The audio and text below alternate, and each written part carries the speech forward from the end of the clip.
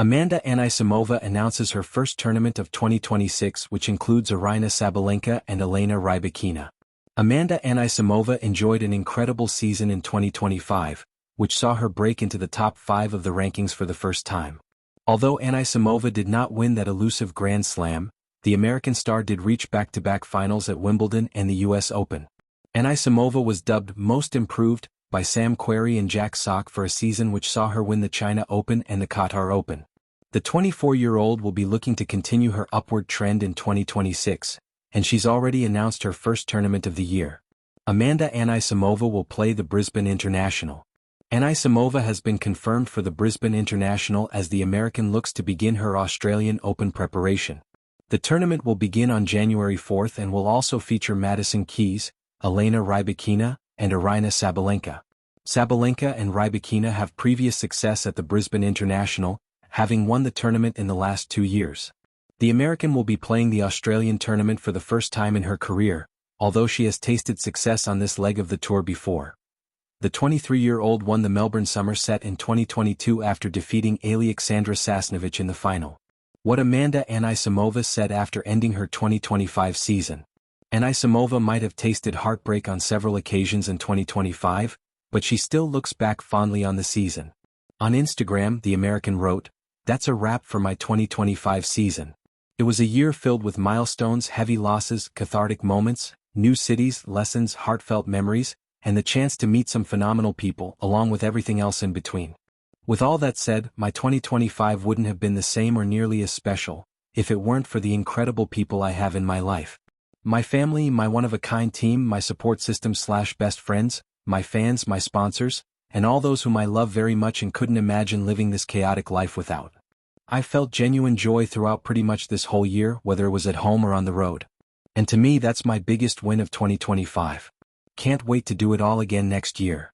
Anisimova is next in action against Jessica Pegula for an exhibition match in her home state of New Jersey at the Prudential Center. Amanda Anisimova had always believed that a new season carried its own kind of electricity. But as dawn broke over the start of 2026, that electricity felt more like a crackling storm waiting to snap. For the first time in nearly a year, she was returning not just to practice courts and media speculation, but to the thick, intoxicating air of competition. And the stage she chose for her comeback was nothing short of thunderous. The announcement came on a cold January morning, though the tennis world hardly felt the chill. As fans scrolled through their feeds, a simple post shimmered on Anisimova's page, an elegant graphic of a golden court, the words, "I'm back. See you in Brisbane."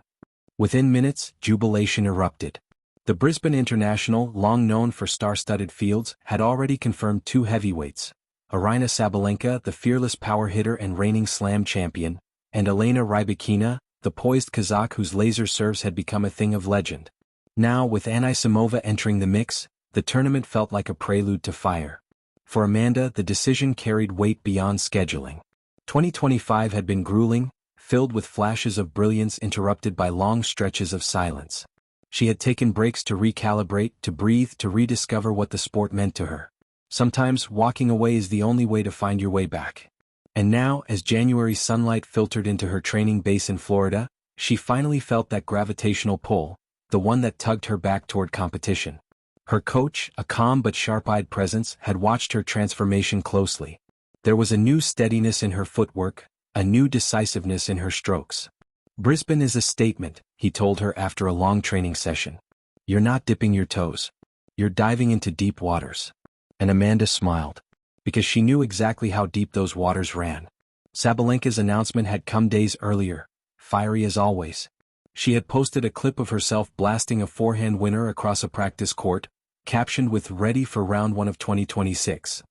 For a player who thrived on intensity, Brisbane had always been a favorite starting point.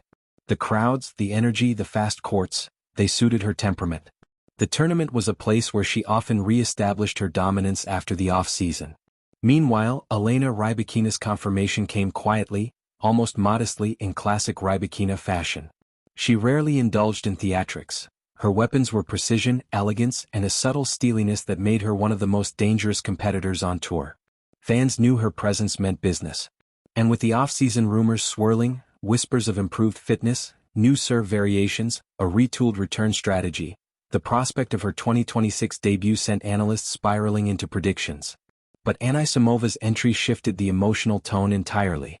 She wasn't just another player on the list. She was an unanswered question. For months, fans had wondered, was she ready? Had she rediscovered her spark? How would she fare against the roaring thunder of Sabalenka or the icy brilliance of Rybakina? Brisbane, it seemed, would offer answers. As the days passed, anticipation layered itself like a building crescendo. Sports networks replayed Anisimova's greatest hits, her fearless 2019 French Open run, her explosive shot-making at the 2022 Australian Open, her mesmerizing variety that balanced power with artistry. Footage of Sabalenka's beast-mode forehands and Rybakina's effortless aces filled the airwaves. Pundits called it the perfect opening storyline of 2026. Three contrasting forces colliding in one arena. Power, precision, poise. And somewhere in between, Anisimova, an artist with fire in her hands but softness in her heart. A week before the tournament, Amanda arrived in Australia, where the early summer heat wrapped around her like a welcome back. She had forgotten how comforting that warmth could be, how the smell of freshly resurfaced courts seemed to whisper possibility. Fans gathered to watch her first practice session. At first, they were respectfully quiet, as though afraid of disrupting a moment they had waited too long for. But as she unleashed her first backhand winner, crisp, clean, devastating, the murmurs turned into cheers. "She's back," someone whispered. "Not just physically, but truly back." Across the complex, Sabalenka was pounding serves, letting out the familiar guttural roars that echoed through the training courts. Rybakina practiced with her trademark serenity, barely making a sound as she sent ball after ball into impossible corners.